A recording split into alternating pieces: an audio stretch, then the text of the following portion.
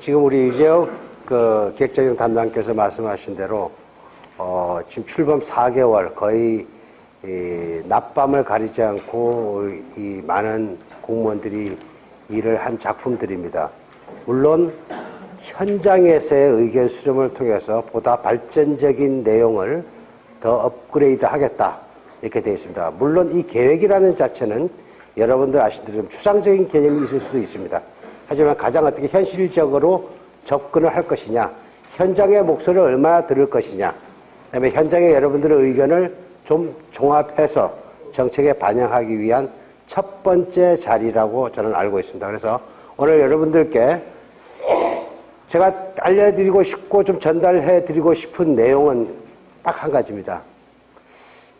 저는 이렇게 생각을 합니다. 우리가 지금 국민안전처가 세월호로 인해서 사실은 우리 국민적 이 위기 상황이 초래되게 됩니다. 그런데 이 상황 초래 이전에 우리가 지나온 걸 잠깐 겪어보면은 우리가 2002년, 2003년 루사 매미를 겪게 되고 또 나아가서 우리가 2002년도 2월 18일 대구 지하철 사건이 발생하게 됩니다. 그로 인해서 그 당시 집권당이었던 새천년 민주당에서 이래서는 안 되겠다. 컨트롤 타워를 만들자. 이렇게 얘기가 시작이 됩니다. 여러분들 아시는 대로 컨트롤 타워가 만들어진 것이 2004년 6월 1일 날 소방방재청이 개청이 됐습니다. 그러면 소방방재청의 10년의 역사를 돌이켜보면은 우리가 과연 열심히 한다고 했는데 무엇을 잘못했을까? 거기서 놓친 게 무엇인가? 이런 것들을 이번 국민안전처에서는 집중적으로 조망을 했습니다. 혹시나 우리가 뭘 잘못했을까? 이런 부분에 노심초사한 작품들을 중에서 이때까지 여러분들이 잘 모르시는 분야지만 우리가 빼놨던 분야를 제가 오늘 설명을 드릴 그런 계획입니다. 그래서 앞으로 선진체계라는 것, 우리나라가 외국의 어느 나라 못지않게 재난관리 체계가 잘 돼 있습니다. 여러분들 아시는 대로 미국이 선진체계라고 하지만 미국 역시 911을 겪게 되고 2005년 카트리나를 통해서 자연재해 앞에서는 어떠한 정부나 어떠한 국가도 절대적으로 대응할 역량이 충분치 않다는 게 이미 세계 각국에 증명된 상황입니다. 또 역시 세월호 사건을 우리가 지켜보면서 무엇이 우리가 잘못됐을까? 우리가 혹시 놓친 게 무엇인가?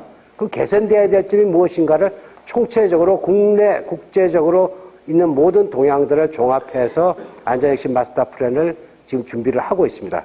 그래서 여러분들께 오늘 설명드릴 내용들은 이러한 내용을 기점으로 해서 우리가 무엇을 어떻게 바꿔야 될지를 한번 살펴보도록 하겠습니다. 저는 말씀드린 대로 지금 현재 안전혁신 마스터 플랜 자문위원으로 활동을 하고 있으며 또 특히 ISO의 국제 표준이 진행되는데 한국 대표로 활동을 하고 있습니다. 이 ISO 국제 표준을 아까 말씀드린 대로 국제적으로 우리가 2004년 12월 26일 날 서남아시아에 쓰나미가 발생을 하게 됩니다. 이 쓰나미로 인해서 공식 통계 15만 명, 비공식 통계 25만 명 정도의 사람이 사망을 하게 됩니다. 이렇게 국제적으로 표준이 진행되고 있는 재난의 표준과 우리 마스터 플랜은 어떻게 같이 접목을 할 것인가? 이 부분에서 연속성이라는 단어가 나오기 시작을 합니다. 이 내용은 왜 이 연속성이라는 단어가 나오기 시작하면 2004년도 12월 26일 날 서남아시아 쓰나미가 발생했을 때 아시아 퍼시픽 워닝 센터에서 경고를 합니다. 삐뽀 앞으로 니네한테 3시간 후에 5m 파고가 닥칠 것이야. 니네들 전부 피해.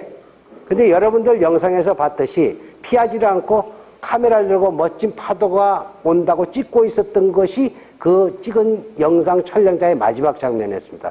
이때 바로 사용했던 단어가 뭐냐면 이벤트라는 단어입니다. 아시아 퍼시픽 워닝 센터에서 서남아시아 각국에 뭐라고 경고를 내느냐? 이벤트 발생 이렇게 했습니다.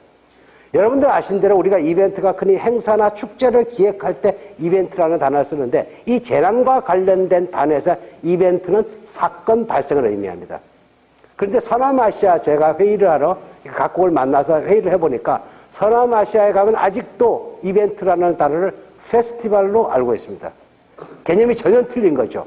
이렇게 용어가 다른 측면이 국제적으로 많은 인명살상을 가져오게 되고 또 각 나라에서 지원을 하게 되죠. 우리나라에서도 119가 약 50명 정도가 한 달간 가서 있었습니다. 근데 무엇을 해야 될지, 어떻게 해야 될지를 우왕좌왕할 수밖에 없었습니다.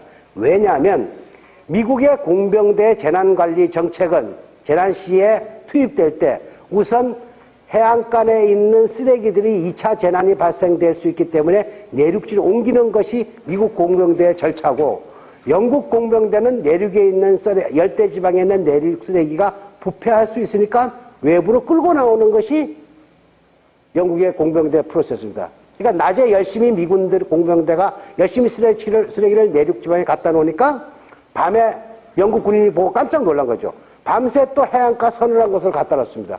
그러니까 다음날 아침에 미군이 일어나서 보니까 쓰레기 더미가 그 어제 쓰레기보다 더 많은 쓰레기 더미가 와 있는 거죠. 여러분, 쓰레기라는 속성은, 여러분, 우리가 그런 얘기죠. 이삿짐은 풀어놓으면 많다 그러죠. 이 쓰레기가 간량보다 온량이 많아지는 겁니다. 이렇게 국제적 공조가 재난 안전에 중요하다. 그래서 유엔에서 ISO의 재난관리 표준을 만들어 달라고 얘기를 합니다. 그래서 재난 안전에 대한 표준이 2006년도부터 시작해서 지금까지 매년 2월, 그러니까 제가 3월 11일 날 지금 2주 전에 일본에 회의를 갔다 왔습니다. ISO 회의 같은데, 제가 여러분 2011년 3월 11일 날 동일본 대지진 난 현장을 제가 직접 하루 종일 동안 투어를 했습니다. 이 과정 속에서 그 담당 공무원 하는 얘기가 2014년 12월 31일까지 쓰레기를 치우는 일만 했다고 얘기를 들었습니다. 그런데도 제 눈에 보기에는 쓰레기가 아직도 덜 치워져 있는 이런 현상을 보게 됐습니다. 그래서 이 재난이라는 것이 우리에게 닥치는 현상이 여러 현상으로 우리의 미래를 불안하게 만들 뿐만 아니라 우리의 현실 생활을 연속성을 갖지 못하게 하는 거죠. 그러면 우리는 이렇게 얘기를 합니다. 우리 재난및 안전관리, 재난및 안전 기본법에 재난관리를 한다고 얘기를 합니다. 재난을 관리한다고 얘기했는데, 이 재난관리는 여러분들 배운 대로 4단계 체계로 되어 있습니다. 첫 번째 단계는 예방과 대비와 대응과 복구를 얘기를 합니다. 이것이 우리나라가 재난관리를 해온 4가지의 프로세스입니다. 그런데 국제적으로는 어떻게 되어 있냐면 재난관리, 예방, 대비, 대응, 복구와 연속성이라는 게 있습니다. 우리나라가 미국의 재난관리 체계를 거의 다 도입을 했습니다. 하면서 미국의 재난관리 체계는 그러면 어떻게 되어 있냐? 예방과 대비와 대응과 복구와 연속성이라는 5가지로 되어 있습니다. 그런데 이 연속성이라는 단어를 영어를 이상하게 씁니다. B자를 씁니다. 비즈니스 컨티니티 플래닝이라고 얘기를 합니다. 앞에 B자가 들어가 있으니까 우리 공무원들은 다 B자 싫어합니다. B자 좋아하는 공무원은 제가 볼 땐 별로 많지 않습니다. 외국의 제가 전문가들, 저희 ISO 회의 65개 나라에 보통 한 160명 내지 180명 정도가 매년 1년에 2번 만나는데, 저희 ISO 만나는 사람들도 거의 공무원들입니다. B자를 싫어합니다. 뭐 무슨 게이트 사건 연루된다고 싫어해서. 그렇지만 미국에서의 원래의 BCP라는 단어의 뜻은 업무의 연속성, 운영의 연속성, 기능의 연속성이라는 단어를 포함하고 있기 때문에 미국은 비즈니스를 사업이라고 보지는 않습니다. 아까 이벤트라고 똑같은 단어입니다. 우리나라도 처음에 미국 체계를 받아들일 때 예방과 대비와 대응과 복구와 연속성 계획이 있었는데도 불구하고 우리는 비즈니스라는 개념에서 사업이라는 개념을 받아들여서 우리는 4단계밖에 받아들이지를 못합니다. 그럼 만일 연속성 단계가 우리나라의 재난관리 체계에 있었다면 어떻게 됐을까 하는 얘기입니다. 연속성 계획이라고 하면 기능의 연속성을 얘기를 합니다. 즉 이런 얘기를 여러분들 대비할 수 있습니다. 핵심 업무라고 얘기합니다. 핵심 업무의 기능의 연속성은 무엇일까? 그러면 뭐 여기 남성분들이 거의 많으니까 아마 군대들 다녀오셨을 겁니다. 군대를 가면 우리가 철모를 주죠. 그 다음에 양쪽 포켓이 있습니다. 군복에는. 이 양쪽 포켓 안에서 우리는 왼쪽에, 제가 군대 생활할 때는 왼쪽 포켓에 군인 수첩을 넣으라고 얘기를 했습니다. 이 군인 수첩 자체를 넣으라는 것은 왼쪽이 심장입니다. 총을 맞으면 죽을 수 있다는 얘기죠.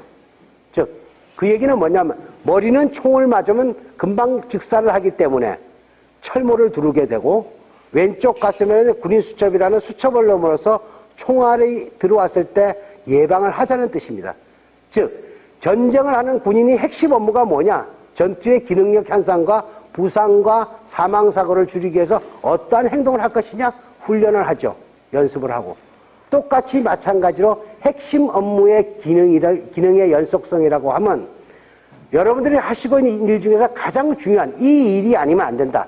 쉽게 얘기하면 동해안에 있는 지방자치단체는 지진 쓰나미 해일에 대비해서 주민 대피 계획을 수립합니다. 그런데 충청북도가 지진에 대한 대피 시나리오, 주민 대피 시나리오가 필요할까요? 하는 겁니다. 충청북도는 내륙이라서 지진 해일이 전혀 없는 지역입니다. 그런데 우리나라는 아직까지도 현상이 충청북도가 지진 해일에 대피한 주민 대피 계획 수립을 해야 된다라는 개념에서 출발을 합니다. 이것이 재난관리의 잘못된 부분들입니다. 우리가 미스한 부분들입니다. 핵심 업무라고 하면 그 지역이 가지고 있는 최악의 시나리오로 위험성이 있을 수 있는 것이 그것이 무엇일까? 거기에 따르는 핵심 업무를 유지하기엔 우리가 취약한 점은 무엇일까? 네, 취약성. 그 다음에 해저드라고는 위험 요소와 취약성을 줄임으로써 우리는 재난을 예방을 하거나 예방사업을 통해서 대비 대응을 하게 되고 또 복구 작업도 옛날과 같이 항구복구라는 단어를 쓰지 않지 않습니까? 지금은 개량복구라 그러죠. 복구라는 단계에서 다음에 일어난 사건이 꼭 사고가 터진 데 또 터지는 경우가 많지 않습니까? 여러분들 경험을 보시면. 그래서 그런 것들을 개량적으로 복구하는 예방하는데 주 단계를 둬야 된다. 이렇게 재난관리 체계가 바뀝니다. 안전혁신 마스터 플랜 안에는 이러한 정신이 숨어 있습니다.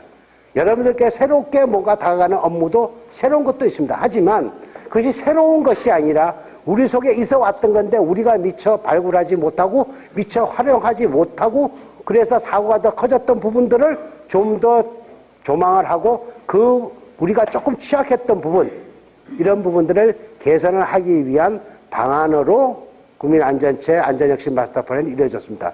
그렇다고 안전혁신 마스터 플랜 자체가 하늘에서 떨어진 것은 아닙니다.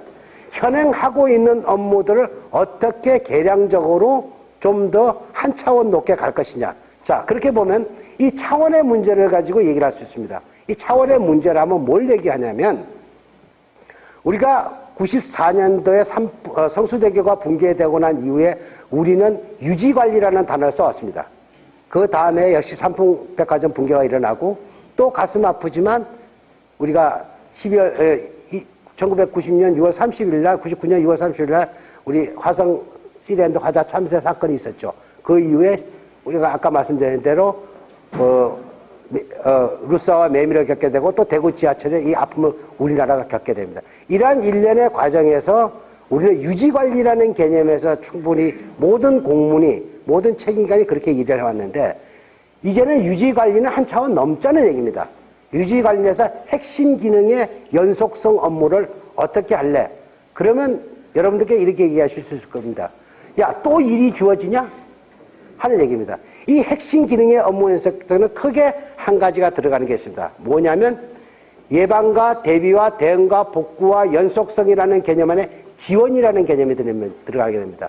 이 지원은 나 혼자서 하는 것이 아니라 여러분의 조직에 있는 협업되는 기능을 얼마나 같이 코워크하느냐.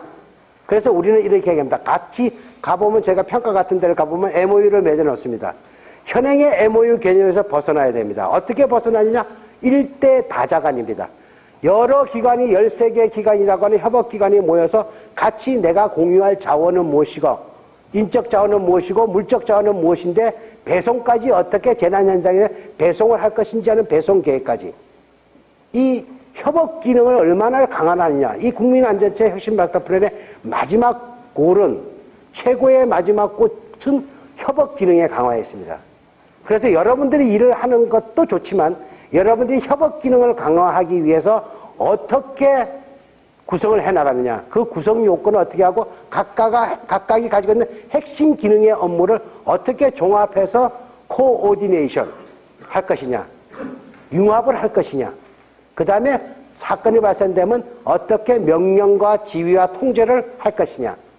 결국은 명령과 지휘와 통제와 상호 협력에 대한 부분이 우리 안전혁신 마스터 플랜의 최고의 골입니다. 이것이 우리는 이머전시 매니지먼트라고 글로벌하게서는 국제적으로 얘기를 합니다. 이제 대강 아마 여러분들께서 안전혁신 마스터 플랜이 앞으로 어떤 방향으로 가고 있다. 이런 과정 속에서 여러분 현업에서 지자체들에 겪고 있는 여러 가지 실제 상황들을 앞으로 지원도 할 것이고 또 거기에 따라서 여러분의 의견을 들어서 안전혁신 마스터 플랜은 아까 같이 유지관리가 아니라 지속적 개선을 향후 계속해 나가는 것이 국가가 국민에 대한 신뢰, 국민이 국가를 믿고 살아갈 수 있는 그런 신뢰받는 안전한 사회를 만드는 첫 걸음이라고 저희는 생각을 합니다. 그래서 오늘 모인 자리가 우리 유재욱 담당님께서 말씀하셨지만 오늘이 첫 번째 외부 행사입니다. 그래서 이러한 내용을 여러분들과 공조를 하고 현행 우리가 해왔던 거에 달라지는 면들을 살펴보도록 하겠습니다. 자, 이제 향후 어떻게 바뀌느냐는 얘기입니다. 우리가 5대 중점과제, 핵심과제와 5대 전략적인 과제와 100대 전술적인 과제를 가지고 지금 얘기를 하고 있습니다. 이 과제를 전체를 풀어보면은 우리가 4개 분야의 8개 과제로 나눌 수 있습니다. 이 4개 분야의 8개 과제는 제도를 잘못된 부분을 개선하고 점검을 강화를 해서 인프라를 보호하고 교육을 확대시키자는 것입니다.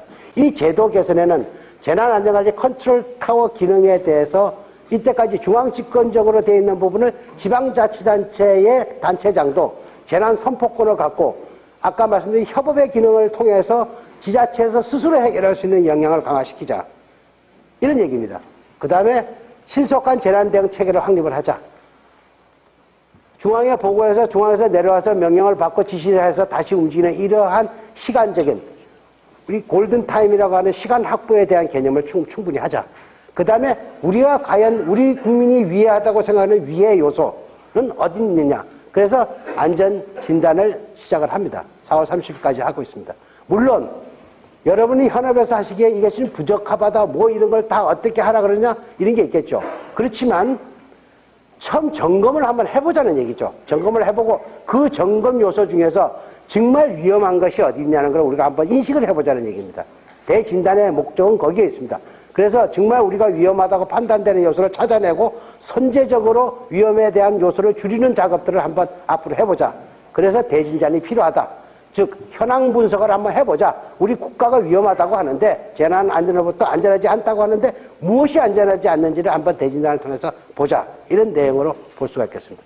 그래서 특히 취약계층의 위해 요소에 대한 선제적 점검은 컨설팅이라는 단어를 붙여서 여러분들이 조금 애매모호하실 겁니다만은 어쨌든 전문가들이 붙어서 거기에 따라서 정말 위해 요소가 무엇인지를 발굴해내고 그 위해를 줄이기 위한 일련의 작업들을 한번 진행을 해보자. 이렇게 여러분들께서 판단하시면 될 것 같습니다.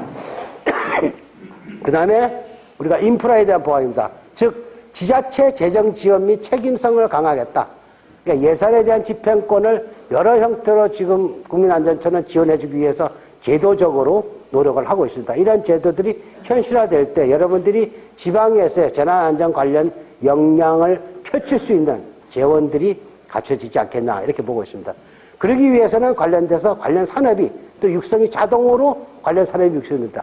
전문가들이 붙어서 안전 대진단을 하고 제도가 개선되고 지방의 재정권이 확보된다면은 여러분들이 일하시기 훨씬 더 도움이 되고 훨씬 편하고 국민이 믿고 살아갈 수 있는 나라가 될 것이라고 생각합니다. 그러기 위해서 더더욱 중요한 것은 교육입니다. 미국이 재난안전을 생활화하는데 100년이 걸렸다고 합니다. 우리나라는 아까 말씀드린 우리 94년도부터 예를 들자도 한 20년 세월입니다. 우리도 많이 발전을 했습니다. 발전을 안 한 건 아닙니다.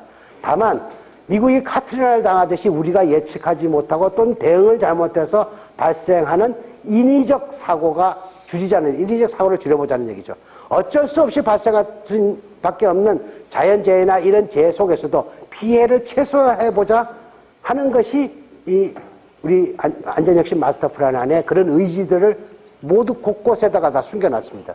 그래서 그렇게 하기 위해서는 교육을 확대할 수밖에 없다. 그래서 교육부에서 앞으로 교육에 관련되는 부분도 이 교육 과목으로 안전에 대한 재난과 안전에 대한 교육을 과목에서 학생들을 가르치자.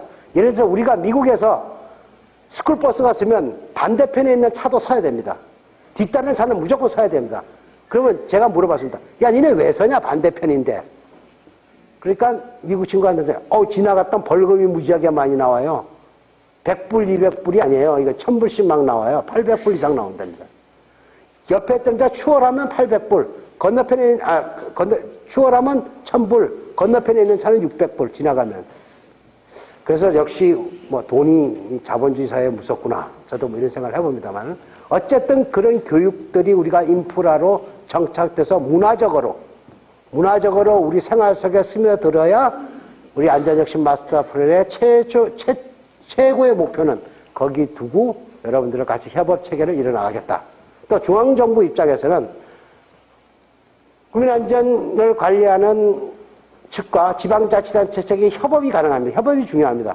아까 ESF라고도 중요하지만 여러분 지역에서 협업도 중요하지만 중앙정부와 지방정부 간에 어떤 협업을 할 것이냐. 중앙정부 보고 맨날 돈만 달라 그러지 말고 우리가 뭘 했으니까 아니면 이런 걸 우리가 최고의 위험 요소를 발견됐고 우리의 핵심 업무가 위험할 수 있으니까 이런 걸 해야 된다라고 얘기를 한다면 제가 볼 때도 국민안전처에서는 충분히 가능하리라고 생각이 들고 국민안전처에서도 좀 선도적으로 여러분이 발견하지 못한 지역의 위험 요소들을 찾아서 야 이런 거는 이네 지역에 위험하니까 이런 지역에 대한 대안을 세우고 한번 해봐라 하고 또 자발적으로 경제적인 지원을 해줄 수 있는 그러한 서로 리즈너블한 서로 상호 호혜적이고 평등적인 그러한 형태가 국민안전처의 마스터 플랜에는 숨겨져 있습니다. 이해가시겠죠? 자, 그럼 여러분께 다음에 보여드릴 그림은 제가 우리 안전혁신 마스터 플랜이 첫 출범하는 처음에 우리 전문가들이 모여서 차관님 모시고 전체 그림을 우리 재난안전혁신에 대한 그림을 설명했던 내용들을 중심으로 설명을 하면서 제가 지금 말씀드렸던 부분들을 이 안에 어떻게 접목이 되는지를 살펴보도록 하겠습니다. 우리가 이때까지 아까 말씀드린 예방과 대비와 대응과 복구라는 4단계 책으로 재난관리를 했는데 이제는 아까 연속성이라는 지원 체계를 가지고 얘기를 하게 됩니다. 이 지원에는 인적 자원과 물적 자원이 포함됩니다. 그러면 그 인적과 물적 자원이 나만 갖고 있는 거냐? 아닙니다. 아까 말씀드린 13개의 협업기관들이 갖고 있는 인적, 물적 자원들을 어떻게 효과적으로 쓸 수 있느냐? 아니면 우리 지역이 그렇게 짜놨는데 나와 인접되는 지역들은 어떻게 지역과 지역 간에 나를 중심으로 하는 나를 싸고 있는 다른 지역들과의 연계를 어떻게 그려갈 것이냐. 각각이 갖고 있는 지원 기능을 어떤 지자체에서 사고가 발생했을 때 다른 지자체들이 협업으로 도와줄 수 있느냐. 만약 이렇게 된다면 상당히 이상적인 겁니다. 그러면 그게 근데 크게 많이 돈이 들어갈 거냐? 저는 그렇게 돈이 많이 들어간다고 보지는 않습니다. 지금보다도 훨씬 경제적으로 경영할 수 있다고 봅니다. 그러기 위해선 전제 조건이 딱 하나 있습니다. 아까 말씀드린 교육이라는 측면에 여러분들이 전문가가 되는 길밖에는 방법이 없습니다. 돈을 아무리 많이 투자를 해도 답이 안 나오는 것을 전문가들은 흔히들 간단한 이론과 논리와 원칙을 가지고 문제 해결을 합니다. 물론 뭐 전문가 중에서는 또 사이비 전문가도 또 있죠. 또 나만 좋아하는데 저 전문가 아닌 사람도 있을 수 있습니다. 이런 옥석을 가지는 업무들이 여러분들에게 중요한 업무들도 될 수 있습니다. 그래서 이 지원이라는 개념은 인적 지원과 물적 지원을 통해서 핵심 업무의 연속성 기능을 보장하자. 이런 측면으로 여러분께서 이해를 하시면 되겠습니다. 자, 우리가 작년에 4월 16일에 지켜본 세월호 사건입니다. 대규모 인명피해가 발생하게 되죠. 그로 인해서 많은 신고를 하게 됩니다. 여러 형태의 신고를 하게 되죠.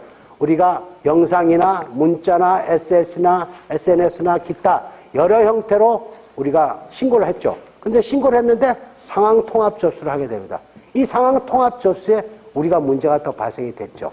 이 상황 통합 접수 이후에는 우리가 종합상황실로 연계가 됩니다. 종합상황실은 여러분이 알고 계신 정보를 수집하고 그 다음에 모니터링하고 그 다음에 의사결정을 통해서 상황 전파를 하게 됩니다. 이 상황 전파 이후에 현장 지휘소에 바로 대규모 인명피해가 발생했는데 바로 골든타임 확보를 통해서 현장 지휘소가 되죠. 그러면 현장을 지휘 통제를 하게 되는 형태입니다. 이럴 때 종합상황실과 현장과의 얼마나 긴밀한 정보 공유를 하느냐, 실시간 상황 정보를 공유하느냐, 최악의 상황에는 재난통신망을 활용을 하자. 이제 이런 얘기로 이제 귀결이 될 수 있습니다. 그럼 현장 지휘소는 현장을 모니터링하고 그 다음에 피해 현황을 관리하고 자원을 요청하게 되고 현장 요원의 구조구금 및 현장 초동 등을 하게 됩니다. 이 ESF라고 협업 기능의 13개 기능 중에 이 맨 마지막에 나와 있는 현장 요원과 구조, 구급, 수습에 관련된 부분은 소방에서 하게 됩니다. 즉, 육상은 소방에서 30분 이내 골든타임 확보와 해상은 1시간 이내 해경에서 이 업무를 수행하게 됩니다. 이렇게 나눠져 있습니다. 그래서 지금까지 해왔던 우리 소방의 업무에서도 파이어 파이팅, 불을 끄는 작업이나 그 다음에 이머전시 리스크 긴급하게서 출동해서 사람을 구하는 걸 외에 재난 발생 시에 얼마나 현장에 빠른 시간 내에 투입돼서 초동 대처를 통한 구조, 인명 구조, 구급을 해주느냐. 여기가 가장 중요한 포인트입니다. 그래서 그만큼 질적인 또 양적인 부분을 소방은 앞으로 그런 업무를 해야 됩니다. 그게 소방의 핵심 업무입니다. 핵심 업무 보장을 위한, 핵심 업무를 운영하기 위한 계획 수립을 하라는 얘기입니다. 자, 그 다음에 이 상황 전파가 범정부 상황과 지방자치단체나 유관부처나 책임기관으로 연계가 되죠.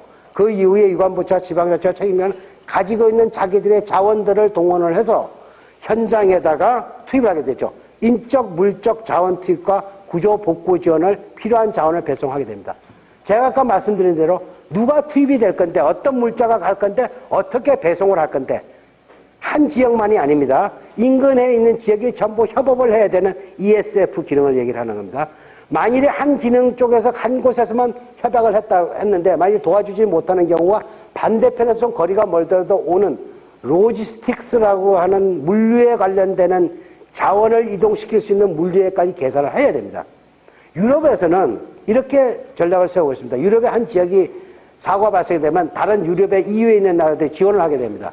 이 안에 로지스틱스가 당해야 됩니다. 리소스 앤 로지스틱스라고 해서 물자와 인력과 그 다음에 어떻게 배송을 할 것인지까지를 정의를 하고 있습니다.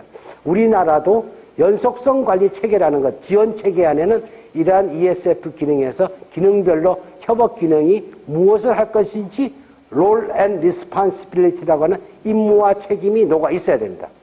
그것이 돼 있지 않으면 결국 우리도 향후 공연불이 될 수밖에 없습니다. 이런 부분을 여러분 현업에서 많은 돈을 들이지 않고 전문가들이 협업을 통해서 이러한 협업 체계를 가지는 것이 국민안전처의 마스터 플랜의 꽃 중에 꽃이라고 저는 생각을 합니다. 자, 그렇게 되면 상황실에서는 정보 수집을 하게 되죠. 재난 유형과 크기와 재난 유형의 전파 속도는 어떻게 흘러가고 있는지, 또 사상자 현황과 현장 대응 인력과 지원은 어떻게 되고 있는지를 또 파악을 하게 되죠. 그 다음에 현장 상황을 통해서 여러 형태의 모니터링을 하고 거기서 의사결정을 하게 됩니다. 이 의사결정 단계가 상당히 어렵습니다. 판단이 어렵습니다. 이때 공보체계의 어려움도 따르고 판단도 쉽지 않습니다. 그러다 보니까 커맨드 앤 명령을 지휘하거나 하는 상부의 종합상황실에서 현장의 얘기를 듣고 현장 지휘소에서 있는 정보를 가장 중시해서 현장 지휘소에서 종합상황실에 받던 정보를 바탕으로 상황 판단 회의를 해야 됩니다. 그래서 어떻게 할 것인지를 판단하고 그 상황 판단한 부분을 가지고 우리는 범정부 전파와 대국민 전파를 하게 됩니다. 이것이 현재 현행의 우리의 현재 시스템입니다. 이 중에서 몇 가지 아까 지원이라고 하는 개념을 좀 더 보강을 하면 저는 된다고 보고 있고, 국민안전처 마스터플랜 혁신 안에도 이러한 내용이 혁신이지만 지금까지 유지관리에서 제도적 개선을 해보자는 겁니다. 이렇게 여러분께 이해하시면 됩니다. 그래서 유관부처는 관련되는 부처들이 가지고 있는 부처의 고유 기능, 경찰은 어떤 기능, 보건복지부는 어떤 기능, 각각 부처의 기능과 지방자치단체는 지금은 현재 피해연합, 피해조사와 지방자치단체 부단체장이 재난관리 컨트롤 타워의 단체장이 되죠. 그죠? 현재 범자체는 그렇게 진행을 하고 각각 책임기관들은 몇 배드 이상, 200배드 이상의 병원은 긴급기관으로서 어떤 장비들과 어떤 인력들을 현장에 투입할 것이냐. 이런 것들이 ESF에 다 협약이 되어 있어야 된다는 얘기입니다. 자, 그러면 현장 지휘소는 어떤 것이냐. 현장 지휘소에서 살펴보면 지금까지의 신고 체계입니다. 약 12개 범죄 신고와 그 다음에 8개 정도의 재난 신고가 있었습니다. 이때까지. 그래서 크게 두 가지로 나눕니다. 긴급과 비긴급으로 신고 체계를 한 번도 1년에 한 번도 작동되지 않은 다른 일반적인 걸 쓰지 않고 전부 다 범죄와 해당되는 부분은 112로 통합을 하고 그 다음에 재난과 관련되는 119 신고를 하고 일반 비긴급 민원 사항은 110으로 통합을 하는 개념으로 출발이 됩니다. 그래서 신고자가 어디다 신고해도 안 되는 그러한 우리 겪었던 그런 아픔을 다시는 겪지 말자. 이런 얘기가 되겠습니다. 자, 그 다음에 예방 단계를 살펴보겠습니다.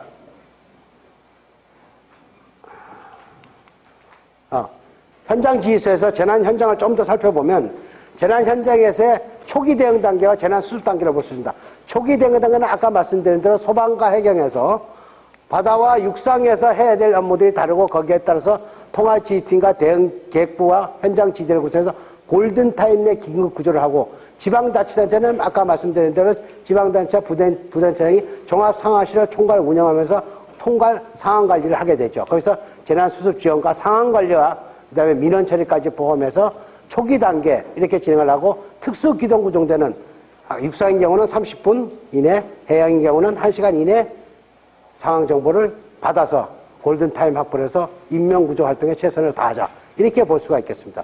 그 다음에 재난수습 단계는 긴급구조 현장 지휘소를 통해서 수습지원과 실종자 수색을 하게 되고 통합지원본부는 긴급생활안전과 의료방역과 관련되는 아까 ESF라고 얘기하는 그 기능 중에 일부의 기능을 통합지원본부에서는 하게 됩니다. 즉 현장 대응, 긴급 대응을 하기 위해서는 사고 지휘 체계를 관리를 제대로 하자. 이렇게 Incident Command System이라고 ICS라고 하는 조직을 활용하고 통신 지원 체계를 확보해서 어떠한 상황에서 통신이 두절되지 않도록, 즉 통신 확보가 재난의 구급 현장에 가장 충실한 탑라인으로서의 역할을 하도록 하자. 그 다음에 아까 상호 지원 체계, ESF의 13개 기능적 상호 지원 체계를 하면서 하고 일관된 공보 체계를 유지함으로써 국민의 신뢰를 잃지 않도록 일관된 공보 체계를 통해서 국민이 믿고 거기에 행동할 수 있게 하겠다 하는 것이 현장 지휘소에서 해야 될 개념들입니다. 자, 그러면 다음에는 우리가 예방 단계입니다. 이때까지 예방 단계는 우리가 해왔던 예방 단계 그대로 다 똑같습니다. 예방 단계 또 똑같은데 이제 무엇이 달라지냐? 아까 기능의 연속성을 어떻게 확보할 것이냐 하는 부분입니다. 이 기능의 연속성은 국가, 공공기관, 기업 등의 핵심 기능 연속성 확보 계획이라고 이런 얘기를 합니다. 이걸 BCMS라고도 얘기를 하고 COOP라고 얘기를 합니다. 좀 이따 다시 세부적인 설명을 드리겠습니다. 이러한 핵심 기능 연속성 확보를 계획을 하고 거기에서 어떤 일이 발생을 하더라도 어떤 재난이나 위기 상황에서도 자기가 하던 일을 계속할 수 있게 하자. 이런 얘기입니다. 핵심 기능 확보를 통해서. 자, 그러기 위해서 지금 정부는 지금 국민안전처에서는 현재 특성을 고려한 핵심 기능 연속성 계획 수립을 지침을 보급할 계획입니다. 2007년까지 법을 개정을 통해서 중앙지자체 공공기관의 핵심 기능 연속성 계획. 근데 왜 이렇게 같이 하느냐는 겁니다.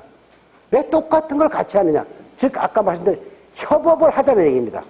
협업을 하는 체계가 같아야 되겠죠. 제가 아까 용어가 틀려지면서 이벤트라는 단어 하나가 수많은 사상자를 내고 거기서 서남아시아 진안에서 살아난 조직이 딱 하나밖에 없습니다. 누가 살았습니까? 동물만 살았습니다. 여러분 텔레비전에서 봤듯이 동물들은 능선을 타고 넘어가고 사람은 다 죽는 이런 이상한 꼴을 만들지 말자는 겁니다. 협업 체계를 같이 하자는 얘기입니다.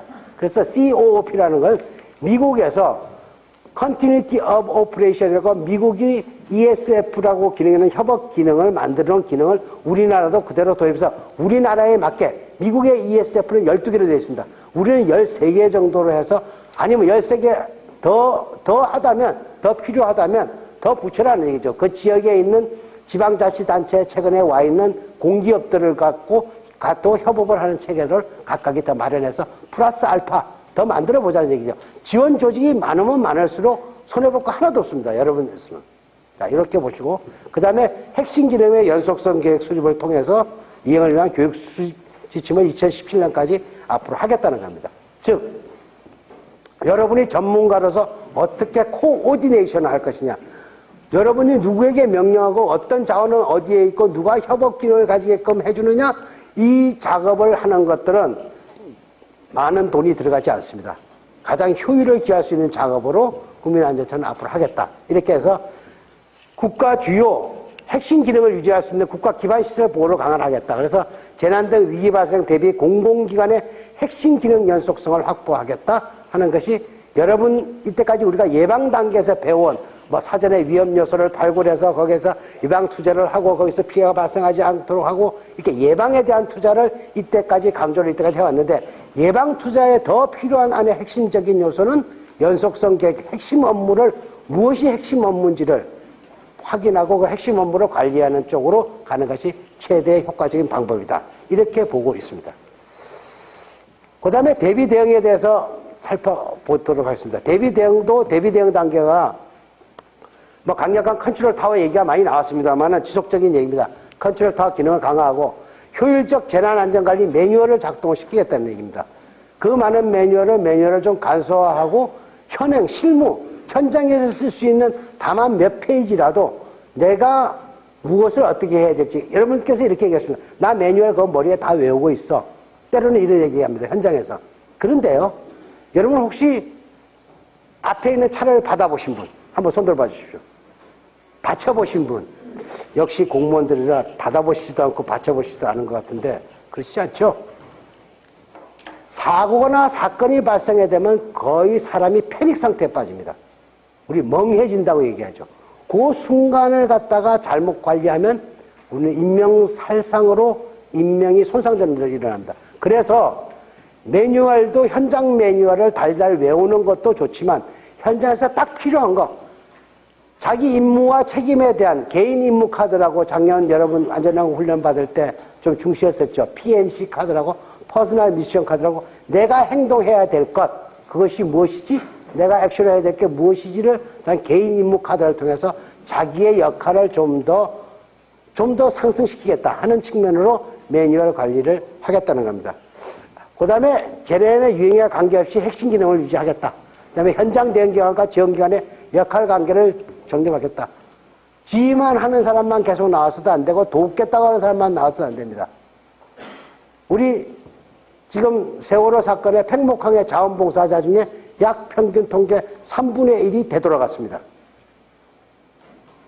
제대로 잘 안 됐습니다. 이런 부분은 어떻게 자원봉사자의 관리는 어떻게 지자체에서 할 건지 이런 것들도 한번 우리가 관심을 가지고 지켜봐야 될 모양입니다. 그 다음에 해경, 해군, 소방 등 기관 간 협업 기능을 강화하고 일원화된 공보체계 구축을 통해서 국민 신뢰를 확보하면 물론 자치단체의 재난자능 역량을 강화해서 상시 재난 대응 훈련을 시행하는 방법으로 가겠다. 이렇게 볼 수 있겠습니다. 다음은 복구 단계입니다. 복구 단계는 협업 체계를 통해서 긴급 복구 계획을 수립했다. 혼자서 복구하겠다 하지 않겠다. 그 다음에 피해자 유가족 이번에 놓친 부분들 이런 부분에 대해서 보호 조치를 강화하고 전문적인 사고 원인 조사를 통해서 환류 체계를 구축하고 그다음 기술 장비나 연구 개발을 통해서 현장 활용 적용을 하고 과학적인 원인 조사와 재난 사고 사건을 교훈을 통해서 특히나 또 한번 재난에 대한 보험 제도를 좀 활성화시켜 보자. 외국이나 선진국도 우리가 보험들이 다 처리를 하더라. 그래서 우리의 보험에 대한 활성화 제도를 좀 더 구체적으로 연구를 하는 방안으로 정리를 하고 있습니다. 자, 그 다음에 아까 말씀드린 지원의 기능입니다. 이 지원의 기능은 재난 현장이 발생했을 때 이 지원 기능은 재난 지원 협업체계라고 하는 13개 기능으로 구성되어 있습니다. 이 13개는 상황을 정리하고 홍보하고 환경을 정비하고 긴급통신, 응급복구, 에너지, 긴급생활안정, 물자지원, 교통대책, 의료방역, 자원봉사, 질서유지, 구조구분. 자, 여러분 지자체에서 여러분이 현업에 관계된 겁니까? 예. 그렇죠? 여기에서 플러스 돼서 조금 저희가 좀 고민하고 있는 건 현업에 있는, 현지에 있는 향토사단들이 들어오면 어떨까? 군이 또 지원해줘야 될 거는 뭐지? 자연재해 쪽에서는 군이 지원하게 협업이 되어 있습니다만은 지금 전체 자연재난과 사회재난 쪽에서는 아직까지 그 협업이 이루어지지 않고 있는데 그것도 협업을 할 수 있도록 하고 그 다음에 지역에 온 공기업들도 같이 협업기관으로 넣어서 하는 것이 좋겠다. 그러기 하기 위해서 기관의 업무 연속성 관리도 좀 핵심적으로 기능의 연속성 관리와 정부의 연속성, 기업의 연속성까지를 같이 보자. 그래서 국가 재난 대비 활동 목표를 핵심 업무가 무엇인지 발굴하고 그 핵심 업무에 따른 우리가 목표 역량을 설정하고 역량 판단을 수준해서 역량이 취약한 부분을 배양하는 데 통해서 지속적 개선, 환율을 통해서 앞으로 제도적으로 발전을 시키겠다. 이렇게 볼 수가 있겠습니다. 그러면 아까 말씀드린 내용을 다시 한번 설명드리면 연속성 계획은 리스크가 뭔지를 우리가 발견하자는 얘기입니다. 그래서 리스크를 관리하는 계획이고 미국의 아메리칸 내셔널 스탠다드 인스티튜트라고 미국의 표준입니다. 미국의 재난관리 표준은 예방, 대비, 대응, 복구, 연속성 계획이 들어가 있습니다. 이렇게 진행이 되어 있고 아까 정부의 업무 연속성 계획이라고 하는 COOP이라고 해요. COOP는 미국은 이렇게 되어 있습니다. 공동체, 보건의료, 기업 이렇게 12개 ESF 핵심 기능이 미국을 움직이고 있고 거기에 따라서 각각의 인프라와 관련되는 부분, 의료 지원, 그 다음에 거기에 대한 서비스 관련되는 부분 이런 것까지가 포함되어 있습니다. 미국은. 자, 그래서 그러면 자꾸 연속성 계획이라고 하는 게 뭐냐? 연속성 계획은 이렇게 그립니다. 리스크가 뭐지? 리스크를 평가를 하고 그 다음에 영향력을 분석합니다. 리스크가 저게 나한테 두드려 팰지 내가 맞아서 죽을까 살까? 제가 권투 선수하고 절대 복싱은 안 할 겁니다. 저는 권투 선수 아무리 때려도 힘껏 때려도 걔는 별로 영향이 없을 거고 걔가 권투 선수가 저 같은 사람 한 방 때리면 저는 아마 사망할 겁니다. 리스크가 뭐냐는 얘기죠. 거기에 따라 영향력이 뭐냐. 그 영향력에 따라서 각 지자체별로 가지고 있는 리스크가 다르고 영향력이 틀립니다. 그걸 한번 분석을 한번 해보자. 그 다음에 그러한 리스크를 관리를 하자. 그 다음에 우리가 안전과 보안이라는 개념에서 어떻게 접근할 것이냐. 그 다음에 컨티전시 플랜이라고 하는 비상시 계획은 우리가 어떻게 할 것이냐. 그 다음에 재난에 대한 대응과 복구는 어떻게 하고 훈련 연습은 어떻게 하고 공보 계획은 어떻게 하고 그 다음에 레슨 앤 러닝은 어떻게 할 것이냐. 이 연속성 계획은 이런 항목을 짜서 만들어서 넣는 것이 연속성 계획인데 미국은 모든 분야에 이걸 다 사용하고 있습니다. 연속성 계획을. 그래서 이 연속성 계획이 수립된 조직은 보험료가 무지하게 싸고 연속성 보장이 안 되는 데는 보험료가 무지하게 비쌉니다. 우리나라도 자동차 보험 같은 경우는 사고가 많이 난 사람 보험료를 높죠. 똑같이 마찬가지죠. 사고가 안 날수록 보험료를 줄여듣죠. 이러한 보험 제도를 우리도 정부가 관리하고 있는 시설들이나 이런 데 좀 적용을 해보자. 그런데 장벽은 있습니다. 아직 지방공제에서 우리는 보험을 총괄해서 하고 있죠. 이런 부분도 좀 개선할 점이 아닌가 이게 보여집니다. 그러면 아까 유지관리에서 지속적 개선에 대한 관리라는 것은 국제적으로 이게 ISO의 표준입니다. ISO 표준은 계획을 수립하고 실행하고 모니터링 검토하고 유지 개선을 하되 이때까지 우리는 유지 개선에 머물렀다면 앞으로 지속적 개선을 우리가 해보자. 이런 얘기입니다. 지속적 개선이라고 한다는 것은 즉 유지관리 측면에서 한 단계 더 지속적으로 이 사이클은 계속 돌아갑니다. 계속 돌아갑니다. 그래서 이 프로세스 자체를 우리는 PDCA 사이클이라고 전 국제적으로 모두가 통용해서 사용되고 있는 이러한 지속적 개선 방법들입니다. 자, 그러면 저는 여러분들이 오늘 교육 왔으니까 선물을 드려야 될 것 같습니다. 이게 미래에 우리가 가져야 될 우리의 추천 가옥으로 여겨집니다.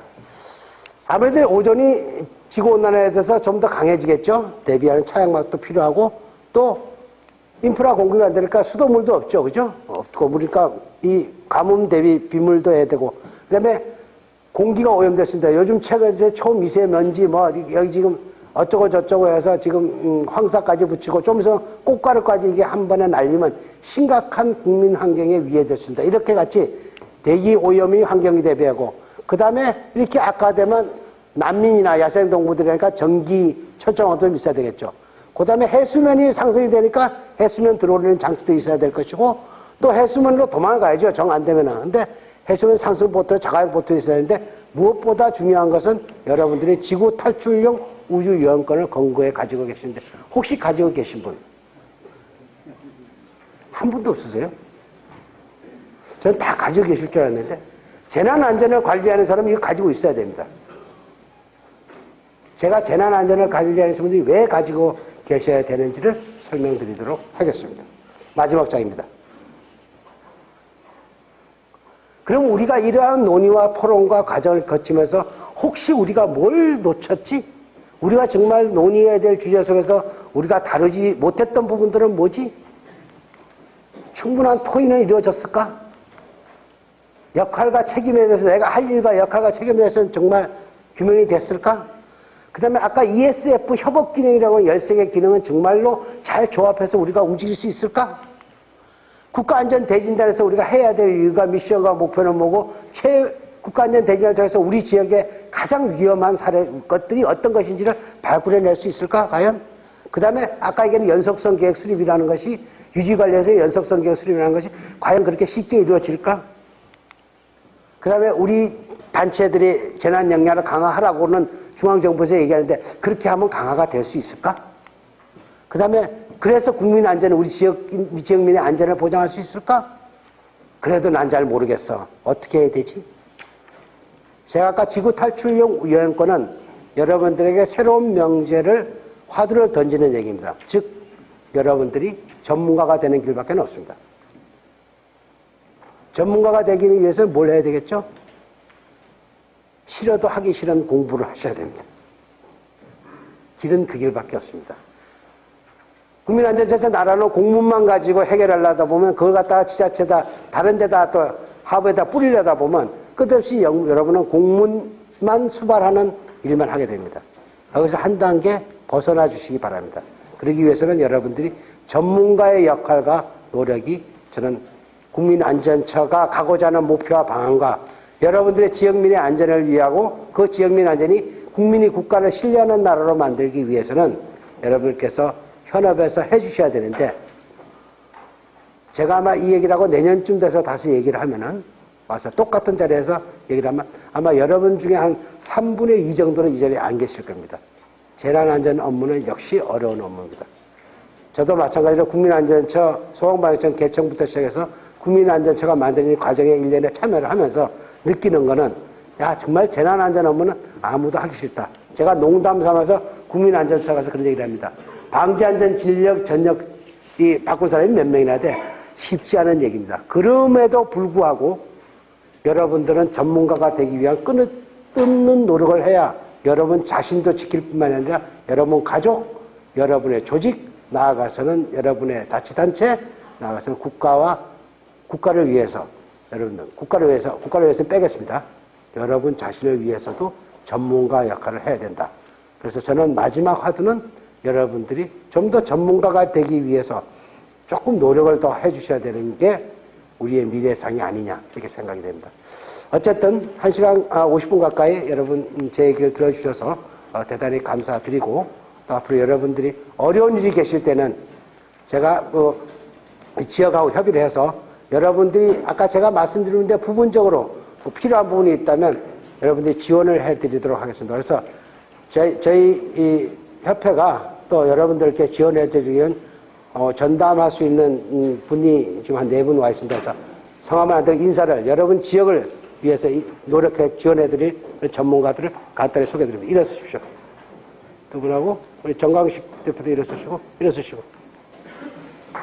네, 여러분 앞으로 여러분 지역에 필요한 부분은 저희 협회를 연락하거나 또 국민안전처로 연락해 주시면 전문가들을 지원해주는, 돈은 안 받습니다. 지원은 공짜입니다. 그러니까 걱정하지 마시고 전문가들을 불러서 활용하시기 바랍니다. 자, 저희 강의를 들어주셔서 대단히 감사합니다. 고맙습니다. 네, 오늘 돌아가시면 꼭 우주 여행권이니까 꼭 사석본부에 넣어주시기 바랍니다. 어디서 사는지는 물어보고 회장님한테 물어보시기 바랍니다.